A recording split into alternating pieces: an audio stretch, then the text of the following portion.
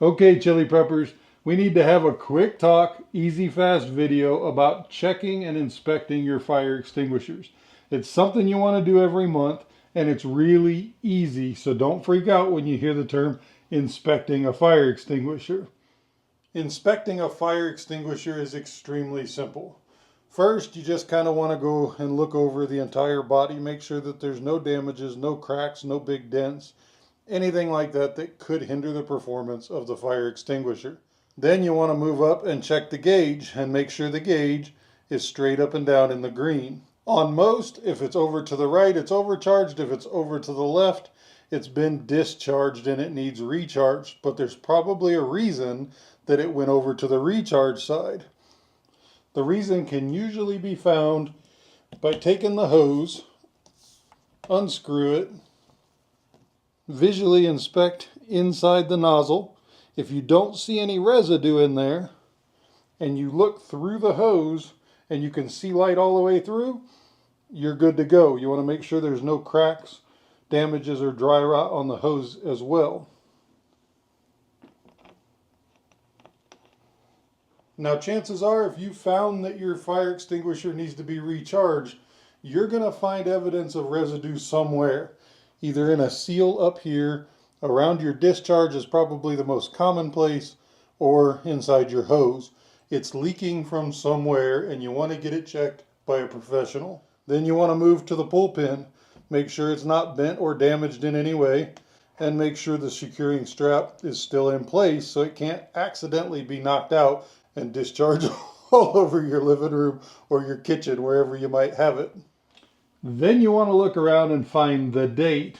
And here's where a funny story comes in, and the reason I wanted to do it in a long form video.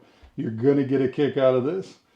Before I go into that, find your date. Now, commercial fire extinguishers are going to be different than your home fire extinguishers. I've got a tag here on my commercial, and on the back side, it tells me when it was inspected, what year, and when it needs to be done again. You also want to make sure that your instructions are clear and not damaged on the fire extinguisher. Then you want to flip it upside down, and it helps if you put your ear to it, and sometimes you can hear the extinguisher agent drop. If not, you can lightly tap on it, or you could get a mallet, tap it from the top. But gravity sets in and pushes it all down to the bottom over time, and you want it to flow back to the top, just like mixing up a drink. Fire extinguishers and almost anything emergency preparedness, I like to say it's like a parachute. I'd rather have it and not need it than need it and not have it. And now for the funny story. I think you're going to get a kick out of it, because I sure did. And it really shows you that it happens to everybody, including myself. I was the operations director for 10 years for a 5-star resort, and I was over emergency preparedness. I was also the maintenance director at a very large medical facility over emergency preparedness, and this happened to me. Make sure that you're checking the dates on your fire extinguishers. I bought this house a few years ago, and it has a detached 2-car garage. Very nice garage, but my vehicles are way too big to put in a garage like that. I like the big trucks. So mine is mostly used for a shop, a workshop, that kind of thing. And when I moved in, this fire extinguisher was strapped to a back corner wall. And yeah, I saw it back there, but I didn't pay much attention to it. Now, if a fire happens in your garage and there's a fire extinguisher on the wall, you're going to run for it, right? Absolutely. I am too. But take a look at this. It turns out this thing is a Super 6 fire extinguisher. And if you look down on the date right by my finger, it's a 1979. They're selling this thing as vintage on eBay for like 75 to 100 bucks. And if you look, it doesn't even have the pull pin like we have now. It's got some kind of a adhesive strap tape over the handle itself.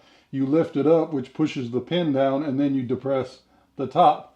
Now, will it work? Maybe. I don't know. My bet is probably, because things back there actually do work really well.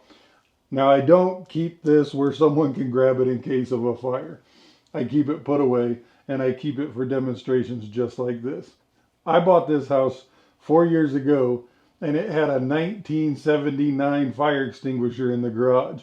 This is not the fire extinguisher you want to have on the wall for someone to grab in the case of an emergency. You want one that has a current up-to-date tag on it or date on it. Most of them expire in 6 to 10 years. If you're not sure, consult with one of your professionals. Fire departments are more than happy to help you in most cases. You can give them a call or swing by. They are just happy that you are actually looking at your fire extinguishers. I had a really good comment from a viewer out there on my last emergency preparedness video, and I just kind of wanted to highlight it here. If you haven't seen that video, I'll link it at the end. But the comment went something like this: the most important thing is starting when it comes to emergency preparedness. And the first 10% is way more important than the last 10%.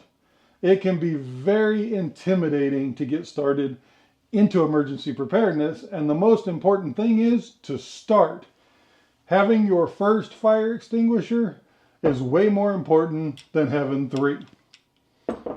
Having your first week of food is way more important than having a year.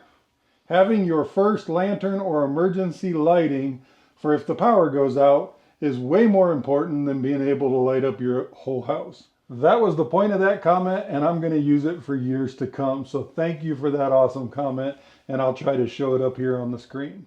That's it. Quick, easy video. I didn't want to take up too much of your time, but it's extremely important to have fire extinguishers around the house.